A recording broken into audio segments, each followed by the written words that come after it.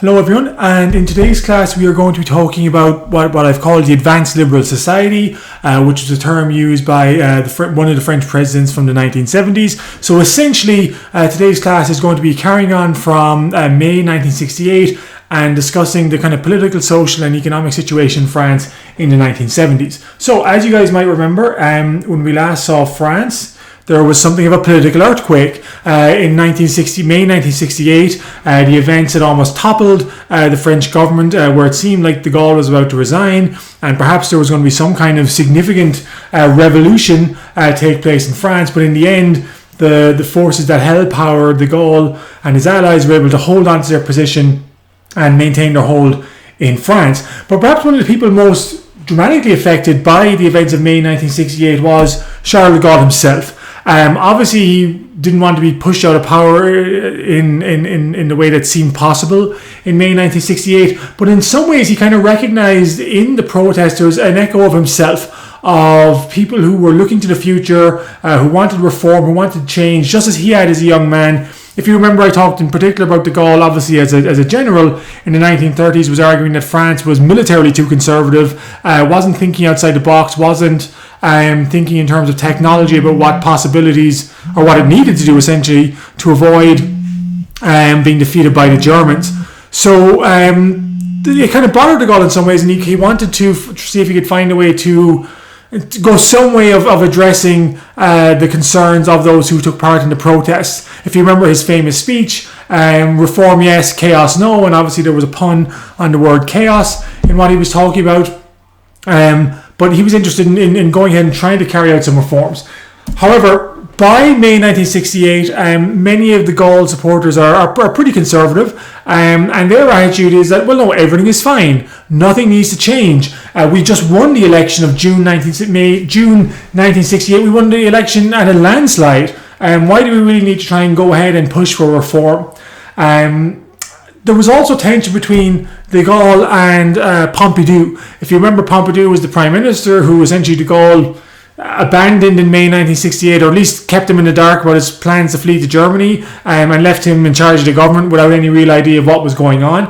The two men, their relationship strained as a result of this. And actually de Gaulle fired Pompidou, or forced Pompidou to resign as his prime minister in July 1968. So after the dramatic election, which Pompidou had largely orchestrated, had returned de Gaulle to power, had provided de Gaulle with a resounding victory, de Gaulle decided to get rid of him. And purposely he wanted to get rid of Pompidou. He thought Pompidou was a bit too conservative, and that if France was going to move in a more reform-minded direction, he needed someone who was a bit more innovative, a bit more dynamic. So de Gaulle's big plan became, we need to try and offer some reform to placate the clearly dissatisfied segment of French society. Although I have to say the reforms he offered aren't particularly... So initially he wanted to try and get conservatives in the government, in the National Assembly, to vote, to introduce new legislation that would introduce these reforms. But as I said, many of the conservatives of the Gaullist party were quite happy with things were and didn't feel there was any need to change at all. So de Gaulle decided to make a play over their heads and appeal directly to the people themselves. And what this meant was de Gaulle offered to basically a referendum on some reforms. The reforms themselves weren't particularly dramatic. One of them was a proposal to give regional governments in France kind of local more power. So the traditional law we associate with Gaullism today is really centralized power, all political power emanating from Paris. But de Gaulle offered that we will give regional governments greater say over public financing, how they spend, and some kind of tax raising powers as well. That was the first reform. The second reform was in the French Senate. The French Senate would lose its ability to veto any government legislation, but it would be made up of the makeup of the Senate would change. It would no longer just represent geographic regions, although there would still be a geographic element to its composition. But it would also represent different groups in society, so different union groups, different labor groups, cultural groups, a variety of different groups that would have some kind of representation in the French government, as opposed to being simply represented by geographic location. And de Gaulle kind of hinted that we're going to have a referendum on this in 1969, and if this doesn't pass, perhaps I'll resign. And essentially he was kind of gambling that the kind of threat of his resignation, the fear a lot of people in France had that he was really the only person who could kind of hold France together, that would force French people to kind of back his proposed changes. This plan was somewhat scuppered in January of 1969 when Georges Pompidou announced that if de Gaulle were to resign, he would be very interested in running for president.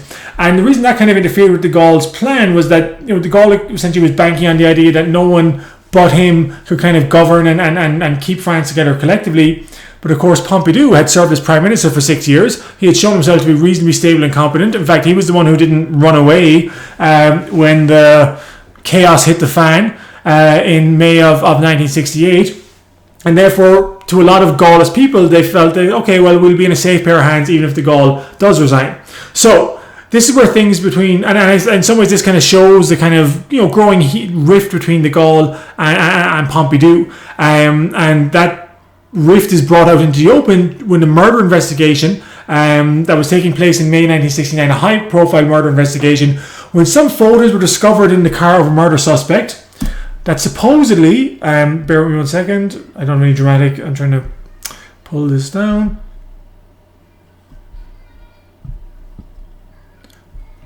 So, photos that supposedly showed Pompidou's wife in a compromising position, although apparently with another, this image obviously suggests a man and a woman.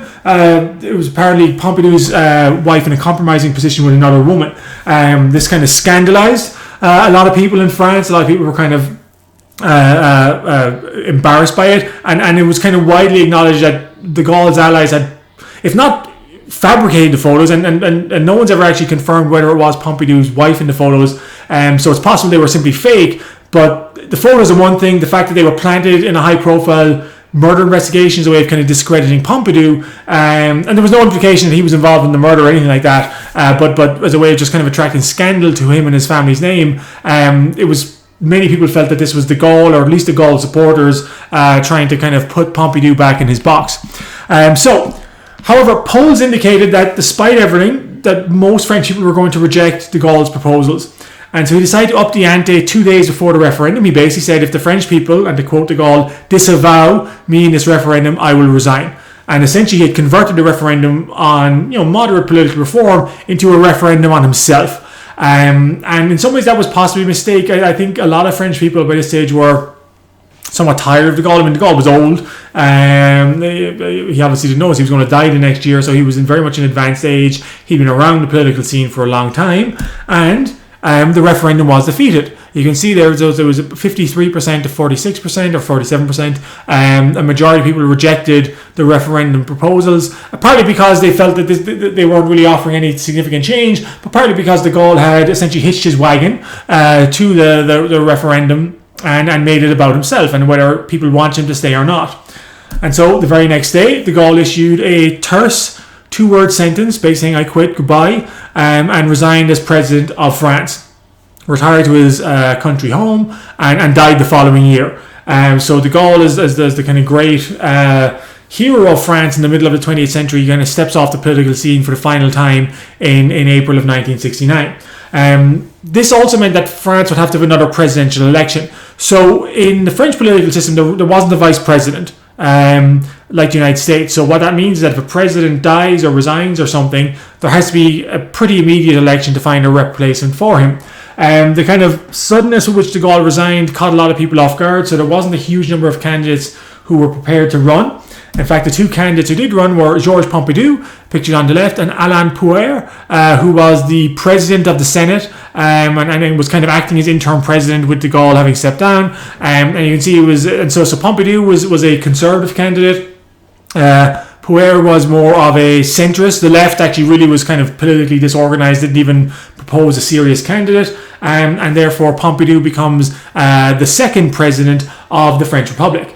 Pompidou was relatively conservative. He wasn't trying to do anything dramatically different. In terms of foreign policy, the only real change that Pompidou introduces was he decides to have a referendum on... So if you remember, Charles de Gaulle was famous for vetoing Britain's efforts to enter the European Union. Britain sought to apply again in the early 1970s, and so in 1972, Pompidou decided to have a referendum, literally give the choice to the French people: do we want to let Britain into the European community or not?